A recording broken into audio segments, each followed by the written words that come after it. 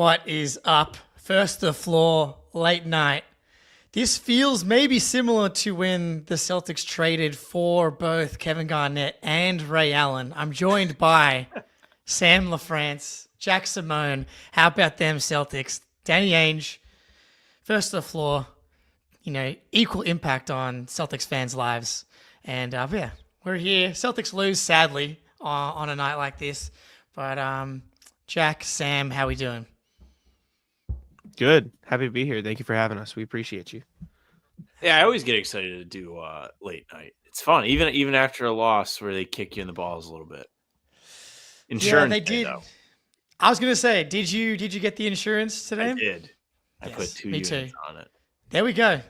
Yeah, around when they were up 12-ish in the fourth quarter. Sharp. Yeah. I was with you. Sadly, and I also bet on the Cavs before the game as well. I thought this was just a really tough spot for the Celtics to be in, obviously. On the road, Cavs have lost 2 in a row. They lost to the Celtics, clearly. No Jaylen Brown, no Derek White, kind of important players. I thought if they had a chance to steal the game, that's all you can really ask for. It hurts now knowing that they were up 12 with 8 minutes to go and they lost the game. So that hurts. Sam, emotionally, I feel like you're the more volatile emotionally of the two of you, I would say. How are you feeling, I would say? I was probably not as mad. I think this was a game that, I didn't really have expectations going into. I thought they would win. I just think they're a better team than this Cavs team. And I saw you tweet about it too, Jay. I think you just kind of feel the same way. It's just this is not the threat team. This isn't them. There are other teams that I would much less rather play than Cleveland in the playoff series. But with all that being said, you don't have Jaylen, you don't have Derek. So it's just a weird feel going into the game. But thought they'd have enough. Then you watch the game and they start 9-0 down. And it's maybe they don't have it. And then they build you up and then they're oh, maybe we do have it. And then they kick it back at the end. So it sucks to watch a game collapse like that. I hate to watch it collapse, but having a little bit money on the Cavs made it less upsetting. Jack, do you call that a collapse? 12-point lead, 8 minutes to go. Collapse is strong, I think. I suppose, technically by the definition of the word collapse, it was, but I think it was just at no point in the night was there more than one player who could do anything on offense. And that was a product of not having your second and third best players. Realistically, this Cavs team is probably better than the version of the Celtics that we saw play in this game because they were without option 1A and option B. You're without 2 of your top shot creators, 2 of your top playmakers. It's going to be hard to generate offense. Tatum had a bad first half, so they ran through Kristaps. Nobody else had it but Tatum in the third, and that got them back in it. Then the fourth quarter comes around. Tatum needs to get some time on the bench. Payton Pritchard's the only one who has it, and even by the time everyone else comes in, no one else can shoot the ball. So it was just a struggle to find any sort of offensive consistency the whole night. And once you saw Donovan Mitchell get hot, it was kind of whatever. But I guess technically a collapse, but with the context of everything going on, it's not a collapse that I'm necessarily concerned about. This fucking guy, Donovan Mitchell, demon. Doesn't matter. Nasty. Demon. Honorary heat. That is the path though for Cleveland, right? So obviously no Jaylen, no Derek, but in a series, how do they get wins against the Celtics? You shoot 47% from 3 as a team if you're Cleveland, and Donovan Mitchell goes nuts on really, really, really tough shots. And I know he's done this to the Celtics a few times, but even this is not something that he's capable of doing every single time. Literally perfect fourth quarter. 20 points, 6 for 6 from the field, 4 for 4 from 3 on some crazy, crazy difficulty as well. Not all of them were insanely difficult shots. He absolutely cooked Jrue for one of those, Jrue kind of overplaying the screen on one end, and he got a completely clean look at it. But there was a deep 2 on the left wing that Jrue was in his jersey. Same on the right wing for a 3. So that's the path for Cleveland. He has to be top 7, 6, 5 player in order for them to kind of steal some of these games. It reminded me of game 3 of the playoff series they played, where he went, I think, 6 for 10 from 3 in the first half, kind of like isolating on Horford. And Missoula's like, I'm not adjusting. He's hitting very, very tough shots. Can he do it for a full game? Can he do it for a full series? That's the bet the Celtics make pretty much against everybody, is like, can your one guy really put the team on their back efficiently to the point where you don't get enough from the other team or that from the rest of the team where you can actually beat the Celtics? And most often, that's not the case, and the Celtics win the game. It's unfortunate when you're just staring down the barrels of a flamethrower. I mean, Yeah. 6 of 6 in the fourth quarter is crazy, and it felt like the only stop they actually got on Donovan Mitchell was Drew Peterson drawing a charge. Like, Yes. that's how dominant the man was. He just had all the confidence. You kind of knew that things had shifted when the Celtics were getting decent looks. Like, they had a couple possessions where Tatum kind of strapped in, got the looks they wanted, made the fadeaways, and then he just came right down and ripped your heart out like 3 right back at you. All the work you did to get the switch on Garland and get the good shot. It takes the wind out of your sails. It's tough. And it kind of seemed like it affected Tatum at the end, at least a little bit, to where it was like, man, they have to do everything to get him Garland. And then they finally get him and they get what they want. Yeah. And Mitchell scores, and then he's out of gas on the layups at the end. It was tough. Mm-hmm. Tatum missed some easy shots at the end too. Like it happens. Like this isn't kill Tatum time, at least in my opinion. But I mean, he got on Garland like 7 different possessions in the fourth quarter and got a layup, got him turnaround that he was hitting all game, and just nothing was falling. And when you're battling that back with, like Sam said, Donovan Mitchell making everything, it's going to be a tough mountain to climb. And they almost did it. I mean, even down to Pritchard's throw the ball off the rim, got called for a lane violation at the end. Like they were in it, and then they just couldn't get over that. Excuse me, the final hump there. Yeah, dude. Like you go back and watch that fourth quarter. Obviously, it was statistically quite bad. 27 points, not awful. 9 for 10 from the free throw line, but some of those free throws came. At least 4 of those free throws came from the foul game at the end. 34.8% from the field, 2 for 9 from 3. And I thought they got looks. I thought obviously the Tatum layup is the one that probably sticks out the most, but he hit Horford in the left wing, on the left corner with a signature Tatum pass at this point, collapsed the defense. And like, we've literally seen Horford hit that shot against Cleveland multiple times this season. In the playoffs, he was money. Pritchard found him with a bad pass in the opposite corner. Horford couldn't knock it down. And it's just like they had the shots that is like they couldn't quite convert. Just one of those nights. Like they did miss the kill shot like a couple times. Yeah. Even as like the Cavs were creeping back, getting closer and closer, they just like missed a couple. I don't have the play-by-play in front of me, but off the top of my head, like I can tell you, we talked about it. Hauser, Horford, and Porzingis just missed all the shots. You point out the Horford ones, but the other two guys had some misses that were tough, and it's just like, man, you need those to drop. Those are the shots that your success is built on. Teams can't sell out against Jason Tatum when those shots are dropping. But when they're not, they can do whatever. And that's what you saw on the Tatum, the first missed layup, the floater on the left side, on the left block, where Garland was the primary guy, but they had help. It's because they really didn't have to sell out. I mean, they didn't have to worry about the other guys. They could sell out. So this was probably the most painful stretch, right? So Celtics are up 12, and then Mitchell hits that 3. But then there's like a bit of a back and forth. Garland gets into the lane. Tatum just like makes an incredible defensive play and swats him at the rim, and it bounces directly into the shooting pocket of Sam Merrill, who has not made a shot all night, and they've run him off the line over and over again. Every shot's been like completely smothered. It just falls right into his lap, knocks it down. That cuts it to 6, and then it's just like Tatum has a turnaround that he has been hitting all night, doesn't go in. Tatum in and out. I thought over Allen was a nice step back as well, like just in and out.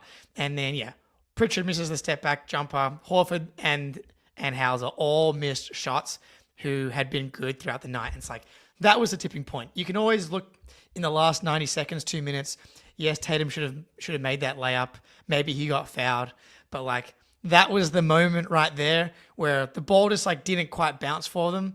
And I don't know if the ball didn't bounce for them, but like you have that awesome play from Tatum and it goes right to Merrill, and then you follow it up with like 4 empty possessions, and that just opens the door for Donovan Mitchell to continue to go demon mode. Because kind of last game, it was futile. Like Donovan Mitchell went nuts, but it was kind of too little, too late. Whereas this one, the Celtics couldn't quite just stave off the run there. I'm testing out your QR code. I just saw it on the screen and I felt the need to like Oh, go okay. on here and like see what it was. What is this? Man, hopefully it works because that would be Oh, first the floor link tree. See. Oh, first of all, fancy. OnlyFans. Yeah. The OnlyFans. Well, Jack and I That's fire. did discuss potentially putting feet. We talked. Remember when we talked No, Hey man, foot of no, a day? we gotta. Oh, your own feet or other no, viewers' one of our feet? We're gonna comment- pick one one of our person commenters. of the media at the game and put their foot on and be like, whose foot? I'm not sure. Look, it depends on how much it would be.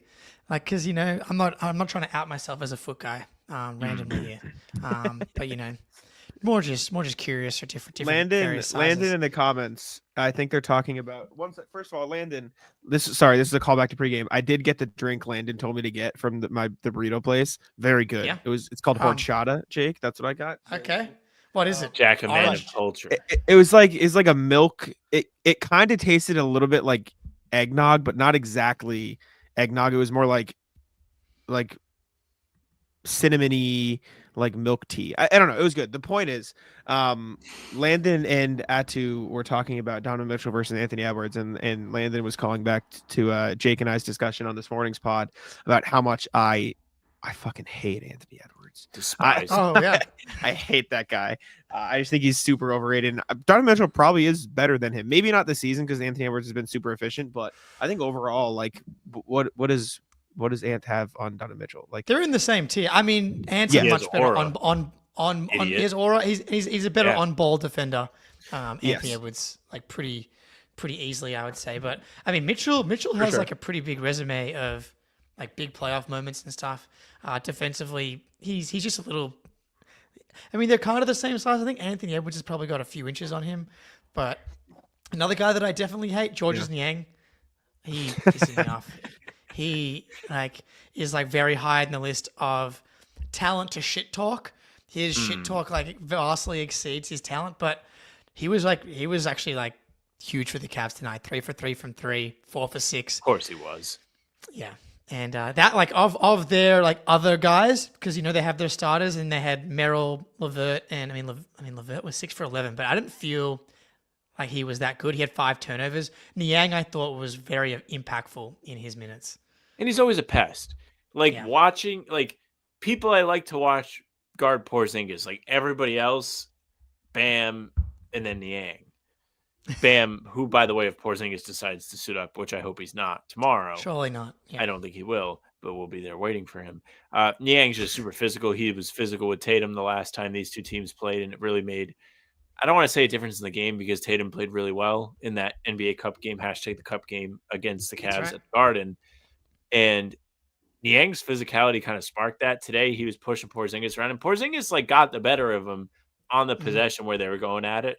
But just to kind of see some of the more physical play from Niang against somebody who we are all oh my God, he's so fragile. Porzingis is not a lot of fun to watch. And you have the moment where he grabbed Jalen's knee in the playoff game. Yep. He has a whole resume of being a rat.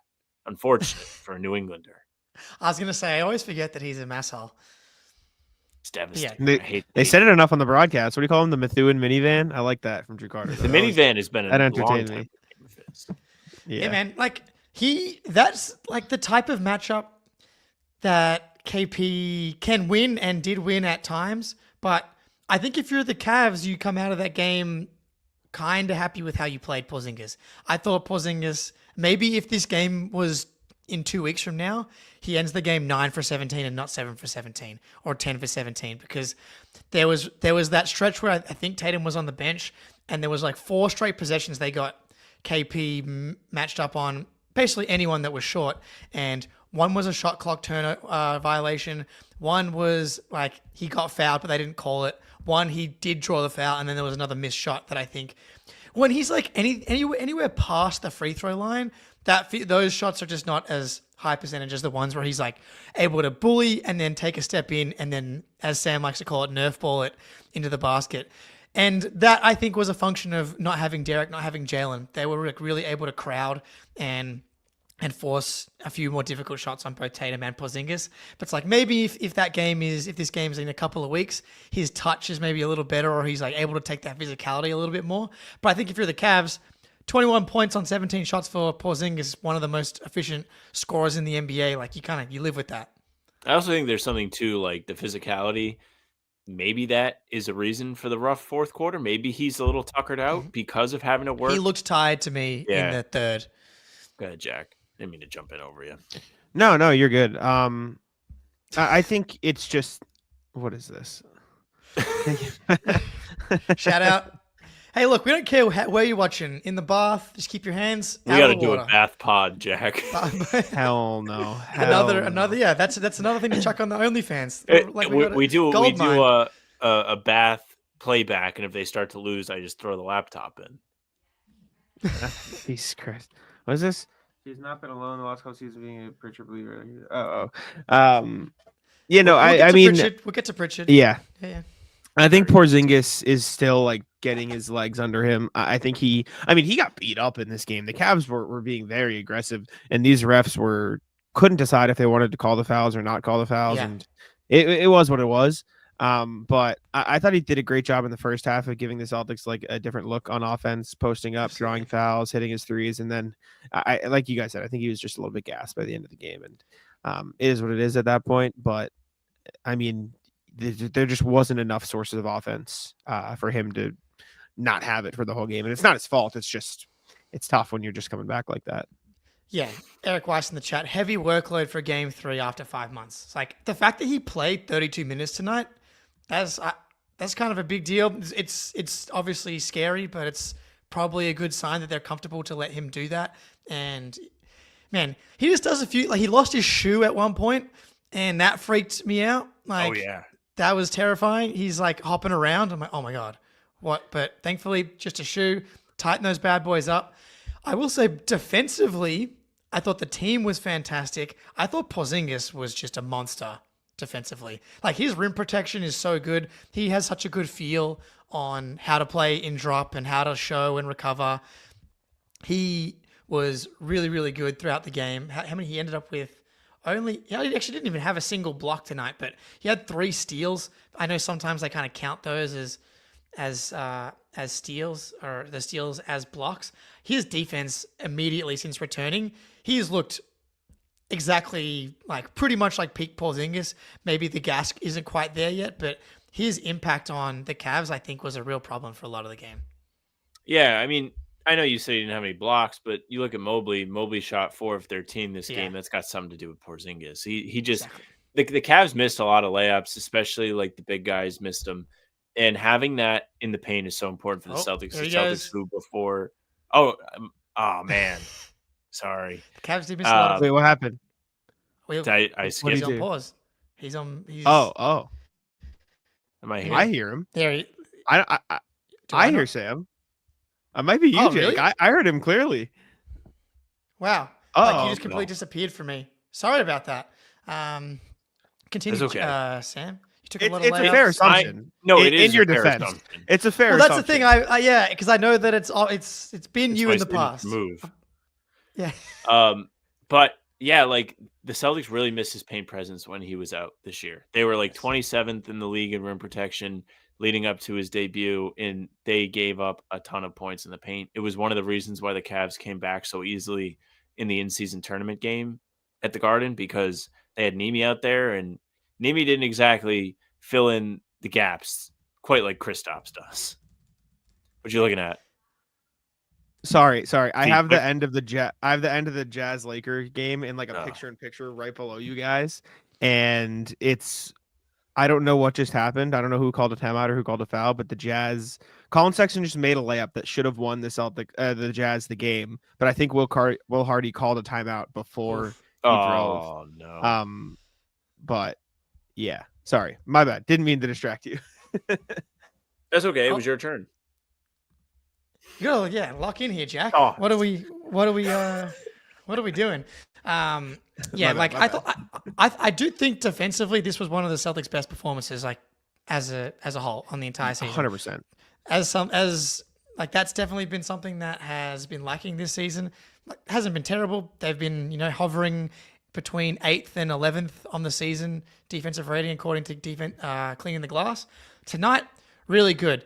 And from guys that I think we know can play defense, but Hauser in particular, I thought really stepped up. Cornet was really good defensively.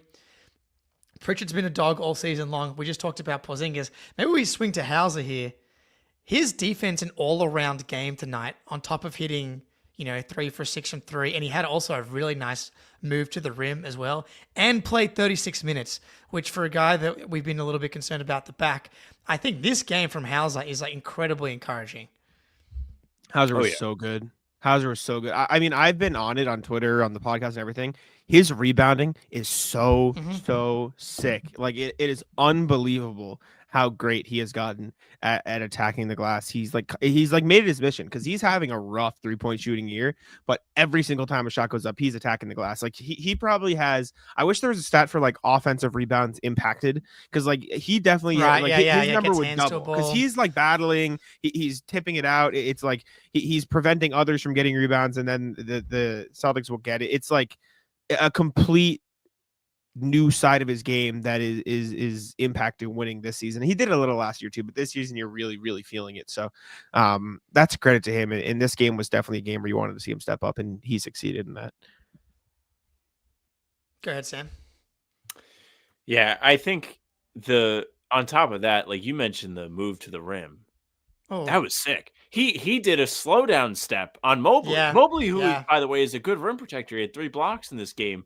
Hauser got him off balance on the drive, something that we never thought we'd ever see him do. He was just out there to shoot threes. And now he's gained this ability to drive the closeouts, look comfortable doing so, finish with the left consistently. That's such a found money thing for the Celtics to have inherited with him, especially in a season where he's not necessarily making all of the threes like he normally would. It's such a good thing to see. It's going to help them going forward. It's going to help their spacing. There was even a read he made off of one of his drives where he kicked it out right away and found the open shooter. So he's working as a playmaker too.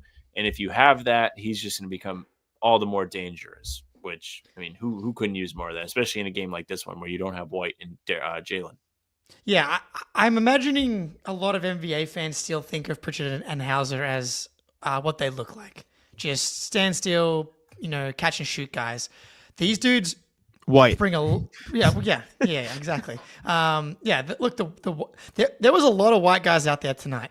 Like Cornet, Drew Peterson, we haven't got to tonight. No wonder they lost. Yeah, exactly. Drew and the Whites was a lineup they ran in 2 separate quarters, which they didn't have a ton of choice here. But like Hauser and Pritchard's rebounding is really impressive as well. The Hauser and Pritchard combined to have 12 rebounds between them, and the Celtics actually won the rebounding battle as a whole, 46-44. And when you think about the Cavs, when they've got Mobley and Allen out there, that's what I really enjoyed about the game for the most part, was everybody that was on the court was playing really, really hard. And they did that for pretty much the entire game, which has not been something that's been true for this team for most of the season. And that's fine. I'm not mad at them. What are they now? 16-4? Is that right? Shameful. 80% win. Man, embarrassing all of us. So I predicted that they would be 17-3 after the first 20 games. And I predicted the Pacers loss. I predicted this loss. And I thought they would lose to the Bucks on the road. But they traded for the Hawks loss was the one that I really didn't see coming. The Cup loss. Then they should have been 17-3. Like they really just bungled that one. So way to make me look not like a genius. I'm not convinced they should have lost any of these games. 20 was right there for the take. What Honestly, is it, 14 points that they've lost total by now? 1 overtime loss to the Pacers, the Warriors game, the Hawks game, and this one. Yeah, dude, so that's what was funny last year, and it feels like it's not a talking point this year because the Celtics have won the title now, but the whole Celtics can't win close games. It's like, no, the only games that they can really lose are close games because you can't really blow them out. So it's like the only way to really beat them is to hope that you're close, and then statistically clutch games, even the best clutch teams ever they're kind of coin flips at the end of the day. And you said it, when I was like collapse, you're like, was it really a collapse? And it didn't have the feeling of a collapse. It was more of like, this Yeah. guy's on fire. Yeah. And what are you going to do about it? Like, the Celtics didn't do things that we used to see them do in close games. Like, yes, they went Tatum ISO, but like, it wasn't like, watch this Tatum ISO. It was, I'm going to get to the rim and try and get the best shot possible. And like, at the end of the day, that's fine. It's unfortunate they didn't drop, but I didn't leave this game being like, damn, man, they got to figure out what they're doing with Tatum at the end of these games like I used to. It was like, no, they had a good plan and they stuck to it. So you have to respect it.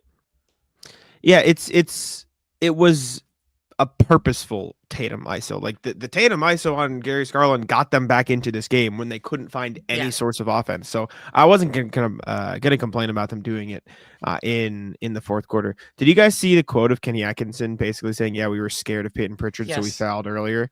That's so fire. That's such a good quote. Like, the end of the game was quite interesting. Like, Missoula was clearly trying to like milk as many possessions as he possibly could out of the game because, you know, we're sitting there watching it being like, when is he going to use his last timeout to draw up a shot from the 3-point line? Because he was like, okay, it's like 2 seconds coming off the clock, 3 seconds coming off the clock.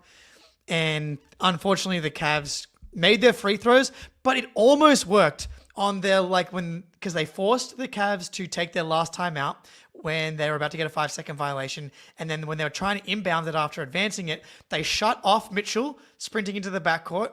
And then Mobley just had to throw the ball into the sky. And I don't want to call out Jaden Springer here, but I thought maybe he could go get it. We had this same chat on tomorrow's episode because Jack was like, yeah, like anything else? And he was like, oh, Springer got this one. I'm like, yeah, he actually kind of sold because he was put in there to do like one thing and the opportunity was there for him to do that one thing. And it didn't really come. Like, listen, I don't think if you're him, you're expecting the ball to just be lobbed up. And granted, it's Georges Niang. Like, he's a big body. He's taller than Springer is. Like, there's a few factors that play into maybe Springer not being able to get to that ball. And I haven't watched the play again, so I can't tell you like specifically what he did wrong, but they really played that perfectly, Jake. You're right. They knew the Cavs were on the bullshit. I personally hate the fouling up three. I think it should be gone. I feel that way any game. It's not because the Celtics were victims to it. I understand why teams have to do it. I get it. Like, I get the math. I get all of it, but it's so lame as somebody watching the product. Like, it's not fun to watch. But they did a really good job of like, okay, we know Cleveland's going to foul us, so we're not going to waste our time out because they're not going to have as much time go off the clock. Mm-hmm. Do we want to watch the Jaden Springer could have been steal? I have it up. Pull it up. I think Jake, you have to hit share screen if I put it in here. But all right, cool. Here we go. Do you want sound on or off? It doesn't matter. All right. We'll just watch. Yes, so Pritchard cuts off Garland, and they switch that perfectly. Oh, wow. He could have been there. Yeah. But, so, I do think that at the same time, it's kind of a really hard spot to put someone in that has not been in the game all night. Like, I agree. Like, Drew Peterson, I think, could have made this play. I thought Drew Peterson's instincts tonight, maybe we switch to Peterson after this, like, to come in cold and be ready to just, like, you know, when you're playing basketball and you got the blood flowing, you've been diving on the floor. Hang on, Ben's gonna get mad at me. There we go. We got it. Got the layout sorted there. Like, it's hard to come in and like make a Malcolm Butler type play in the last second of the game. I think, yeah, sure, he could have done it, but I maybe would have just stuck with the guys. Like, I thought Drew Peterson played really well tonight, but yes, we'll stick with the last game execution stuff. I liked the strategy of Joe of like, once it gets to 5 seconds, that's going to be when I use my timeout to try and get a 3-point shot off. And then in between, try and create a few extra possessions to either get a steal or hope that they miss a free throw. I thought that he gave the Celtics like a pretty good chance, man. Niang had to hit free throws. Mitchell had to hit free throws. Garland had to hit free throws. They had like several inbounds options. And then, I don't know, the Pritchard, when they got it to Pritchard and they fouled up 3, I actually think it may have been smart to not shoot that. I'm not sure if that's a hot take. If he shoots that, Mobley's swallowing him. There was nowhere to shoot. Like, there was. I think the argument is block. Mobley was going for the foul, and so if you could get a shot up while he was trying to foul, maybe that's more beneficial. I would have to watch it back, but I get what you're saying too, for sure. You know, I think that's such a tough decision to make in the moment where it's I like, want to watch it again. yes, they're gonna foul you, but at the same time, you don't want to just go up with it and then look like an Yeah. idiot if they don't foul you. It's like Because, the play yeah. last year against the Nuggets when Tatum took this really stupid shot against KCP because he was like, "Are they going to foul me? Are they going to not?" Like, Yeah. I don't know what to do. I'm like stuck in the middle here, and they didn't end up fouling, so it ended up looking a lot uglier than it probably was. It's just a tough spot to be in. Yeah, and I think again, you just like continue to give yourself chances. Let's say Pritchard shoots it, Mobley just like if he doesn't foul him, Mobley's literally just like right in his face. He probably just catches the ball or blocks it and then the game's over. At least Pritchard gets fouled, and if Pritchard now I guarantee you if Pritchard ever gets a chance to do it again, he'll execute it properly. But he made the first free throw, and he had the perfect missed free throw. It went directly off the rim, right back to him. And so he wouldn't have maybe had the chance to actually miss the second free throw if he had shot it. Obviously, who knows? But man, and again, so hard in the moment to not just like sprint directly off your line. But man, he almost perfectly executed it. It would have been a legacy Payton Yeah, Pritchard dude. moment. Like if he gets that and like let's say he puts it back in to tie the game, or even better, like they make a three And off of one. it. Yeah. That would be in like the tribute video someday when he either comes back or they honor him or whatever. Where like it's like, hey, look how sick he was at literally everything they asked him to do. Dude has just been incredible with every opportunity he's ever received as a Celtic. It's been phenomenal. Dude, it's always fucking free throws in Cleveland, man. It's always free throws in Cleveland. What are we doing, man? I'm gonna I'm gonna make them both. Yeah. It's one of the great moments. The Cavs are now, 3-9 in their last 12 games against the Celtics, I believe. We've played good games against Cleveland, though. Regular season, last few seasons, it's been multiple overtime games. A lot of them have come down to the wire. In the playoffs, it was obviously a different story, but, no. Okay, this is maybe a good time to ask this. How do you did this game, did last game? We've got 2 games against Cleveland now. We obviously played them in the playoffs as well. Did this game change how you feel about Cleveland and their chances to win the East, which means to beat the Boston Celtics? So what I'll say about the Cavs is no, I don't find them threatening. But in a playoff situation, Donovan Mitchell has become a little bit more scary. Not to say that we haven't seen Donovan Mitchell do this before. We kind of talked about it already. Like he literally did this like 2 weeks ago. They just didn't win. But to know that they have a guy that's a cemented closer, like he lives for those moments. He was good in the game 2 last year. You mentioned the game 3 last year where he was on fire too. When he gets in those modes, it's really difficult to defend him. And as great as Tatum is in those moments, you really don't know if it's going to come in the fourth quarter. Like he is not necessarily a fourth quarter guy. Like Payton Pritchard has been the fourth quarter guy 2 games in a row now. And maybe that's because of focus. Maybe it's not. But Mitchell is scary. The Cavs are not. The rest of the Cavs are very much whatever. Especially like Garland. Garland had 22 points in this game, 8 free throws, and like didn't really feel like he was like doing anything. Yeah. I think I want to see what the end of year version of Milwaukee and New York look like, because I think those are the 2 teams that I look at and like Giannis is insane right now, and they're turning the Bucks around behind him being like one of the best players on the planet. New York has been a lot better since the last time the Celtics saw them on opening night when they just beat the brakes off them. They've figured things out. They've put together one of the best like overall teams in the league on both ends. Like they're figuring it out too. I will say though, like, and I said this when the Cavs went on this crazy undefeated stretch to start the year, I think people underestimated the value of keeping the same team year over year consistently, because the Cavs are realistically the only team that have done that in the Eastern Conference for 3 seasons in a row. Like they've had this 4-player core for 3 seasons now. And that's not something you get a lot when you don't win at the highest level. And so I think the Cavs are probably, until I know how good the Bucks or Knicks are, they're probably, I think, the biggest threat to the Celtics, just because of how well they are playing together, how good their defense can be with Jared Allen, with Evan Mobley, with Isaac Okoro, with Donovan Mitchell, like playing really hard on that end too. And the fact that, like Sam said, Donovan Mitchell is just that guy when it comes down to it, especially against the Celtics. So they're probably, I think it would be a good series.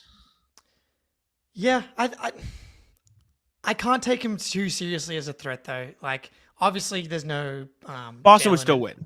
But I think the way I look at it, if KP's healthy, it's probably Celtics in 5, and if KP's not healthy, it's probably Celtics in 6.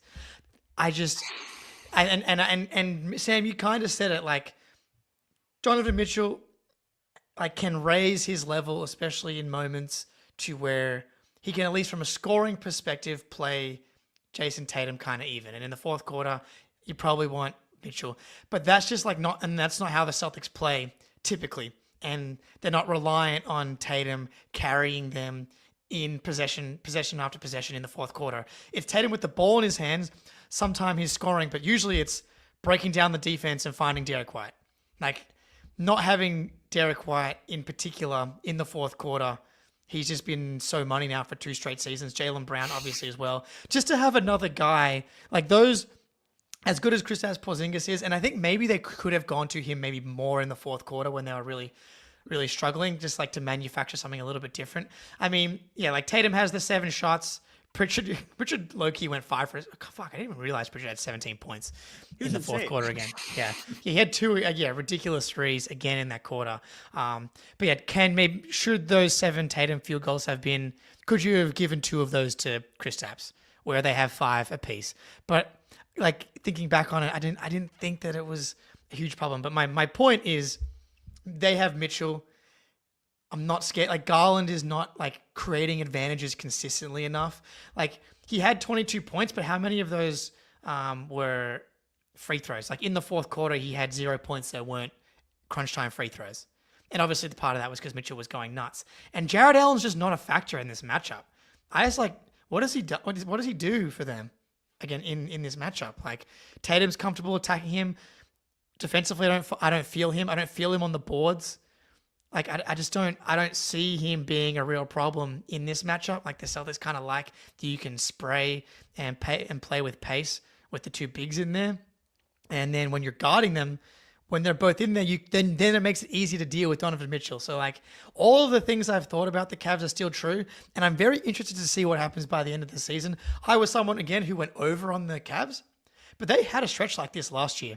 18-2 without a couple guys. Like, yeah, they've been hot now.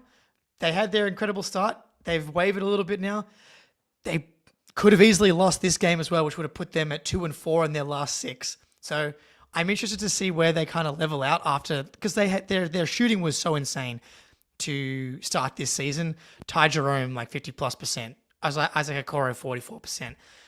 All of this like insane shooting stuff obviously didn't come true tonight because they were 47% from 3. But a lot of the stuff I felt about the Cavs, I still kind of feel about the Cavs. Yeah, I mean, they have found like some good supporting cast guys to like come in and surround these stars and Mitchell and Garland. And, the starting 5 is a solid group, with Okoro being the 5th man, who is a 3-and-D-ish guy. He's not really a 3 guy, but does play defense. He's somebody who at least has a little bit of a shot trying to disrupt Tatum and make things difficult on him, at least as the primary matchup before all the switching happens and all of that. And, speaking of the switching, if Garland's going to be out there, Jack, we talked about this with Dame in Milwaukee. Like, that game that you thought they were going to lose, Jake, the one you predicted them to lose, that was a game that was won because Dame is a cone. Darius Garland was getting attacked, and they just kind of got lucky that Tatum smoked some layups, truthfully. And if he's going to be out there for you in the fourth quarter, then you're going to have him as a liability. And if he's not going to be out there, then you are giving up his offensive contributions to the Cavs, which is part of what makes them the team that they are. So if I'm the Cavs, I don't know how I feel just yet. Jack? Yeah, I don't know. I think part of me thinking that the Cavs are the biggest threat in the East is a product of how shit the East is as a whole. Like I said, the Bucks and the Knicks are probably the scariest ones, but even them, like, you don't really know what they're going to look like come the playoffs. The Bucks have been treacherous all year. They're turning it around right now, but you don't know how long it's going to last, or if anybody's injured, or if Middleton is going to Undertaker his way out of the coffin that was built for him before the start of the year. The Knicks are the Knicks. Like, they seem to be real, but they're not exactly like surging above the 500 mark quite yet. The Magic, I guess, are the other team. But Paolo's hurt right now. I don't know what he's going to look like when he comes back. And to their credit, they do play the Celtics well, but I have very little faith in their offense holding up in the playoffs. It's just not consistent enough, especially against a team like the Celtics. So that's kind of why I go with the Cavs. I still think the Celtics would beat them in a series, but I do think that chemistry and that connectiveness deserves some credit as a legitimate Eastern Conference like contender. Yeah, I think having them as the second best team in the East is the right answer right now. It's just there's two questions. Who's the second best team in the East, and does that team have a realistic chance to beat the Celtics in a series? And you can steal a game against the Celtics. You can steal one. You can can you get two? Can you get three? Like they beat you on the margins. They have the talent advantage, and the Garland thing. When you try and stack it up over a series, it's like the Celtics. They're going to be able to get stops, and as long as Garland's out there, you're going to be able to create advantages, possession after possession. And Sam, yeah, they just missed a couple shots tonight. What did you think of Tatum's game overall? Because as the infamous 3-point hater, the Celtics kind of lost because Tatum went with 2-point jump shots instead of 3-point jump shots. So this game was really funny from that perspective today because there were a couple possessions where Tatum did take threes, and let's see, he made 4 threes. So I'm gonna watch as I speak his 4 makes in this game, but some of them made me scratch my head. I was like, oh no, please don't take this. So in the third quarter, he made one from the logo, and it was, I think, right after the Cavs cut the lead to 6. And I was like, can we please read the room? And by the time my thought had come to an end, the ball was in. And I was like, money. Like nothing but the net. Don't know if that was a good thing or a bad thing. But yeah, I don't know. It was a little bit weird, like you mentioned, that he ended up getting baited into taking a lot of 2-point shots. I think that had to do with just targeting Garland, which I think was the correct thing to do. I think you have to exploit him being a liability on defense, but I kind of get the concern, if there is any, from the community, where it's just like, man, don't change up the way you play because of this. Like, Jack, we used to talk about it all the time on the game recaps, because they would blow these games or whatever. We'd be like, what's wrong with the fourth quarter offense? And it would be because they were mismatch hunting. And it's like, well, the Celtics are not good because they hunt mismatch. They are good because they make good decisions with the basketball. And they use those decisions to not take tough shots. And they still had to take tough shots, even if Garland was the defender. Like, those followaways are objectively tougher shots than a catch and shoot 3. But it's what they were being given today. So it's just kind of what the hand you were dealt. You have to play it. And with guys out, you mentioned Derek, big loss. Somebody who has been unbelievably reliable when he has kicked the ball in the fourth quarter. Tough not to have him in a game like this. I mean, you mentioned that logo 3 as like, oh, maybe that's not a good thing. And I assume you meant as in, oh, he's going to start taking more of them now.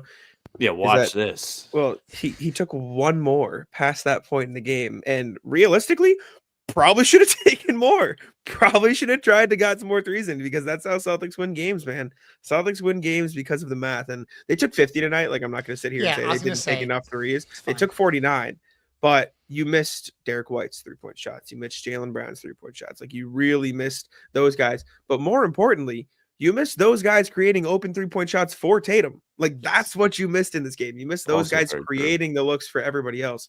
And so when you look at, like, I'm just pulling up just to watch while we chat, Tatum's like shot selection in the fourth quarter. Like, he took a lot of tough shots in the lane that he was making, but realistically, like, if he had turned those into trying to step back or 3 or trying to not even, like, if he had turned those into, rather than working his way all the way into a post, just stepping back, threatening with the step back from 3, and then driving more, maybe it would have worked. And again, that's just nitpicking, because literally the way they got back into this game was the third quarter. But if you really want to, like, get into, like, could he have done this? Could he have done that? It's probably just they didn't have 2 of their best floor spacers, and you're not going to win many games like that. Yeah, look, I don't have any problems with the way I thought Tatum had a great game. I thought he struggled, missed some shots. I thought in that third quarter was some of the best basketball he's played. And you essentially needed him to take tougher shots tonight. Like, of the Celtics' top 6 guys, you never want to be missing 2 of them. But if you miss Jaylen and Derek, those are your 2 best creators after that. That's just not Jrue anymore. And maybe we talk about Jrue Holiday after this, but, like, the Derek White, Jason Tatum 2-man game has been their bread and butter all year long. That action is so difficult to defend. And they've gotten so good at it because you're finding Tatum on the short roll. He's got 2 feet in the paint. He's kicking to shooters. He's getting a layup, or he's popping to the 3-point line and getting those 3-point catch and shoot opportunities that you're talking about, Sam. You're just not going to get those with no Jalen, no Derek, because who's your next best creator? It's Payton Pritchard now. And that's both good and bad. That's good about Payton Pritchard because he's really, really taken a step forward. I know Rivens in the chat would argue that's just because it's opportunity and he was always this good. Go ahead, Jack. Sorry, I thought you were referencing something in the comments. I'll let you finish your point, then I want to respond to add to his talent. Well, yeah, it's just you're missing the creators. And so like without those two guys, your next best guy is Pritchard, and your next best guy is Holiday, who just does not have it at the moment. But we'll stick with this comment here. Go ahead, Jack. Well, Atu is arguing. He disagrees. Celtics wins games because of the talent. The math hasn't worked out for many teams in the league. Yes to the second part, because you look at 3 points attempted, and it seems like the Bulls are second in 3 points attempted. The Hornets are second in 3-point attempted per game. The Bulls are third, then the Warriors, Timberwolves, Suns, Spurs, Nets, Heat, Thunder, whatever, right?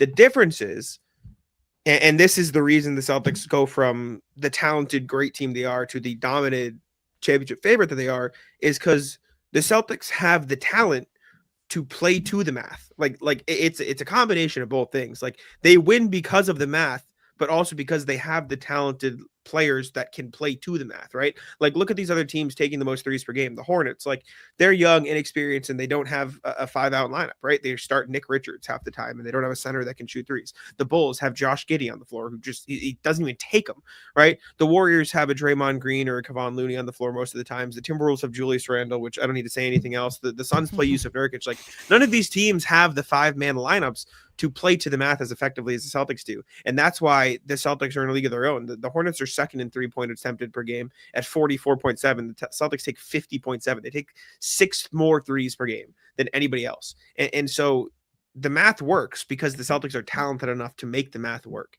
And I wasn't trying to complain. And Eric White makes a great point. Threes. 100%. The Celtics are last in the league in turnovers per game. They don't foul. They're a very disciplined team. They have the talent to make the math work, and a lot of these teams around the league don't. And so I think math is absolutely a factor, but you need to have the level of players to execute on the math. It's true. And the Celtics do have great plug-and-play guys. Like, they could have very well won this game. It felt like a lot of things went wrong for them in that fourth quarter. You know, we talked about Al, Hauser, and Kristaps kind of not being able to make any shots, and those are guys, regardless, you can usually count on to make shots, whether or not Jalen or Derek is out there. The Tatum wrinkle to it is absolutely true. He had to work a lot harder to get all of his buckets today. Saw a lot more attention from the defense. Like, that's all very fair. Yeah. But you had mentioned Holiday. It's tough to see a game like this from him. He's somebody who I still believe in. I don't think he's quite as sharp as he used to be, but he's still someone who most of the time makes good decisions. Like, he's a good player. He's there for you in the big moments. And tonight was just a weird game from him where I think he's been struggling a lot lately, and it kind of affected him, and he felt the need to force a little bit with the guys out of the lineup, and he really just wasn't in rhythm to do so. And it showed. It was tough spot for it. Yeah. The Jrue stuff was painful because you come off the playoffs where he was perfect. In the finals, like, he was just 50, 40, 90. Every open shot was money. Corners, above the break, pull-ups, step-backs. And he was really good at, his go-to, like, bigger man under the basket. The and one against Siakam in, like, Game 3 of the Eastern Conference Finals on PJ Washington, on Obi Toppin. It's kind of one of his signature moves is his ability to bully guys under the basket. He struggled early last season as well. He's playing about 2 less minutes per game, and I'm guessing that's by design and trying to get him a little less run, keep those legs fresher for the playoffs. I don't have concerns long term for the playoffs, like this, but this is part of why the Bucks traded Jrue away, because it became quite clear that when you needed him to scale up as a lead initiator, he wasn't able to do it consistently. And he wasn't even necessarily asked to do that tonight. I think he's just in a weird funk. And on a night where it's like, maybe tonight you'll be ending your funk. And he remained very funky, sadly. What a trade that was for Milwaukee. What a a great real job shame. they did with that. It's baffling to me. Like, I don't know what Chris Middleton's trade value was at the time, but I don't know how they didn't think, maybe the guy who's chronically injured we could trade into two, like, not all-star, but like great role players, and then keep Jrue and put him into a smaller role. No, let's trade him for a guy that doesn't play defense and see if that works out. And who's going to continue to get old and is a small guard, like real genius. Well, I mean, you could flip that for Jrue too.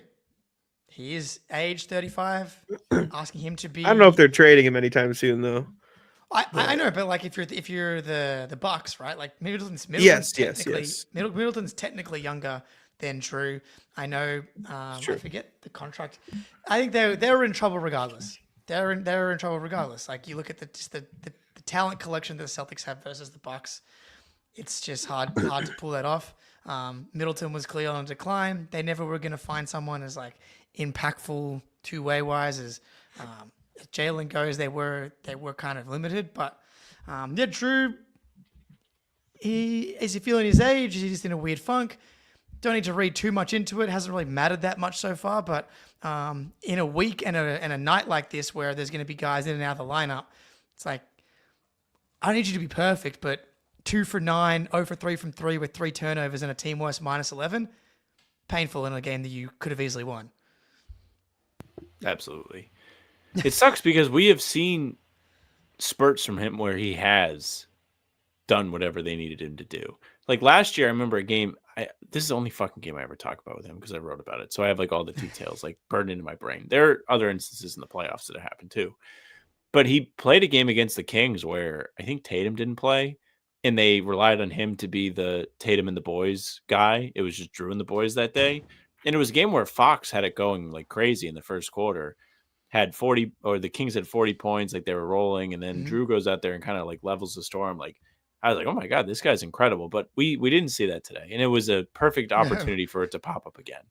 And he was given the opportunity to be with Jrue and the boys, and it just didn't go well. Like those lineups were dreadful in the first half. The non-Tatum lineups were what put them in an 11-point hole. Jrue and the Whites, tough. He didn't. Jrue just didn't have it, man. Like he was getting down there and getting some of those looks you mentioned where he's going up against bigger guards, and it was just a turnover or a miss. Like it wasn't there for him today, and that's why you trade for him in a spot where he doesn't have to be that. Like he had to be that in Milwaukee, but on a night like this, you would hope he can step up in a small spot, but he didn't, and it's not the end of the world. Just unfortunate. Yeah, and obviously he's getting paid a ton of money when you compare him to Pritchard. It makes you feel good about the future of the team when it's like, man, we're probably going to have to rely on Pritchard in a much bigger role. Yeah, you feel pretty good about Payton Pritchard as a starter or as someone that's playing a lot more minutes in the future. The one last bit before we get out of here, Drew Peterson. We have to talk about this guy. We've been calling him Littlefoot. If you're familiar with The Land Before Time and the little dinosaur with a really long neck, that is Drew Peterson. And man, he lived up to the name today, Littlefoot, a goat in the TV show. And this is the first real game that Drew Peterson's played as a Celtic. I think on the broadcast, what they said, he played 9 minutes before. I'm sure that was in garbage time. This is a big spot, dude. It's like you are going to be our. How many did they play tonight? He was the 8th guy. And really, he was the 7th guy. He was really the 7th guy because Luke Cornett only played almost 9 minutes. So he was your 7th dude tonight, which goes back to the whole, like, how do you feel about the Cavs and the Celtics? Well, we played Drew Peterson 25 minutes. And that kind of, like, says it all. But, like, I thought he was good, man. And before the season, I was, someone who was interested in the Drew Peterson experience. Dribble, pass, shoot, little bit of creation. I see the vision of who he can be as a player. He knocked down 2 threes. He hit a really big one late in the game as well. Getting to loose balls defensively made some plays, had that bad foul on Garland, which I was surprised I didn't review for a flagrant. But if you were to tell me before the game that Drew Peterson played 25 minutes, I'd be like, uh-oh. But afterwards, I'm like, hey, good for him, man. I thought it was really impressive. Yeah, he was like the focus of these press conferences tonight. I did my Celtics blog write up on Drew Peterson today because it was the most fun thing. yeah, you lose the game. Why not focus on the young guy that actually got some opportunity? I was like, wait, what? Why is he in the game in the second quarter? And then he plays all 12 minutes. The Celtics were down 11 in that quarter.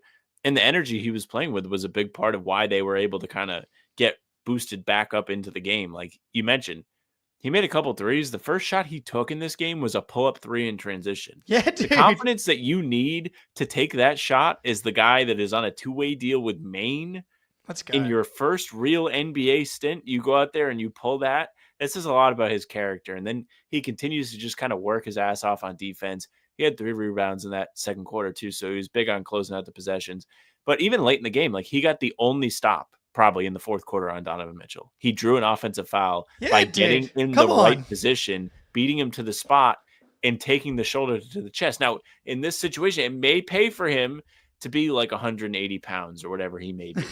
But he still did a great job of getting all 180 pounds of him in the correct spot, sticking with Mitchell, not overcommitting to anything, not getting cooked. Like, that's the kind of guy that comes into a game other teams see of him, and they're like, oh my gosh, like this is a free bucket. And they tried that, and it didn't really work. Yeah, he got beat a couple times, like the Karis LeVert cut, and obviously, hammering Darius Garland in the face, which someone on Twitter tried to tell me was like an actual block, and I was blind, and I was like, "Are you fucking stupid?" You do like, have what do you glasses. want? I know they're crooked too. I had to fix them all Thanksgiving weekend because they're broken. He had to fix to make sure he didn't block him. I was like sitting there. But no, Drew Peterson was great, man. He looked really good. He's been having a relatively mediocre season up in Maine. He's a turnover machine, but the difference is he plays unlike like a Jordan Walsh or a Baylor Shireman or Cornette or Hauser. Like he plays a completely different role in Maine than he does in Boston. Like he is a ball dominant guy up in Maine. He has the ball in his hands a lot, and he doesn't have that here, and it's good to see that he can play well in a role where he doesn't have the ball a lot in Boston. Obviously, he wasn't super efficient, 2 of 6, but 2 of 5 from 3 is not half bad, and so it was good to see. The shot's still like kind of awkward, still looks a little weird, but if it goes in, you can't say much. And so I thought he's good. I thought he hustled, and I think that's all you can ask from him. Yeah, and like I guess coming into the game, I'd be like, if they're going to play an extra perimeter guy, I would have maybe assumed it was going to be Jordan Walsh, just from what we've seen this season. And as you know, the captain of the this podcast has the captain of the Jordan Walsh fan club. A little bit disappointing to not see him get in, but I understand it because you really needed guys that are comfortable with the ball in their hands. Like we talked about the lack of creation with no Jalen and Derek. To have someone like Drew Peterson, you're not going to throw him the ball and ask you to run a bunch of pick and roll, but you can swing the ball to him. He can make decisions and be confident doing so. And that's what I've liked about him. And for him to be able to translate that to like a big fucking game, dude. This is like national TV game against the 1 seed in the Eastern Conference. Eric Weiss touched on it. Most guys pee down their leg. 25 minutes tonight. That's a really impressive performance. And two-way guy, who knows if this leads to anything, but you stack this type of performance, talked about the confidence to take that pull-up 3. Can this be a guy next year where they're comfortable and confident to convert him from a two-way into another, a 3 for a $7 or $8 million contract? And it's like, and you start stacking the end of the bench with these guys that you actually, it's like he's like budget Payton Pritchard, which before maybe sounded like, is that a player that's in the league? But now budget Payton Pritchard is like, oh, maybe he's, I guess, the 8th man of the year. It's a good place to be. It's a good place to be, but I don't know. I feel good about Peterson. It's just a tough spot to be in two-way with the Celtics because you almost have to keep rotating in and out if you're Boston until you find someone who you're really confident can be a rotation piece before you like bring them on board. Because like there's not a lot of wiggle room, right? Like you could cut a Tillman or a Springer. I threw them both in there, so neither of us got too upset. Like you could cut one of those end of the bench guys if you really wanted, but like you'd have to be sure you like an Anton Watson better than a Tillman. You'd have to be sure you like Davison better than Springer. Like there's so little wiggle room under the salary cap that you have to definitely be positive. And I don't know if Peterson's there yet, but this was certainly a step in the right direction. This is Peterson's second year on a two-way? Second year. He was signed halfway through last season. Summer League with the Heat and was on their G League team. And oddly enough, when they signed him, I was like, there's no way like the Heat missed on one of these guys. Like they're the Kings of like who is this guy? Oh, he just had 15 points against us. So Yeah. good for him. Yeah, man. Yeah, who knows? But like, you have to be encouraged by this performance for a guy that's like literally never played for the big team before. But yeah, man. I don't have anything else. I thought it was as far as losses go, pretty stomachable loss. I don't feel any different about either team. It's gonna coming out of happen. it. Yeah. Yeah. I think. Yeah. Sadly, it had to happen against this like the Cavs, where you could have clinched the tiebreaker, but alas. Now it just sets up for the next game, which I forget when the next Cavs game is. I think it's in January sometime. But Well, they could have an extra. If the Celtics don't make the cup, the Cavs also didn't make the cup, so you never knew who they're going to play in those little Yeah, extra fuck games. they have 2 more games against the Cavs. February 4th really? at Cavs, February 28th at Celtics. okay. So they I mean, they they not very well clinch it could today. though. Jack is right. There could Oh, be a a fifth fifth. one mixed in there. Yeah. They kinda played the want a Knicks fifth. 5 times last year. Yeah, they did. Yeah, I kind of want a fifth. That would be fun. I'd be fine with it. Would be cool. Yeah.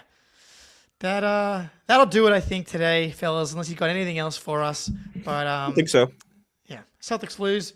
We'll be right back here tomorrow, probably with Greeny on the late night show. But check out the How About Them Celtics in the morning. That's how you should be living your Celtics content diet. It should be pregame with How About Them Celtics, Celtics blog playback room, and then first to the floor afterwards. And then you wake up and you get How About Them Celtics into your ears and into your soul. And that's what you should be doing. That's how you fail all your IQ tests. That's how you make sure that you have no development upstairs. Yeah, outside of a very, very, very niche group of people that are going to think you're awesome. Yeah. Alrighty, fellas. Appreciate you coming by. Check out How About Them Celtics. Everybody in the chat, good to see you. Until next time, go Celtics.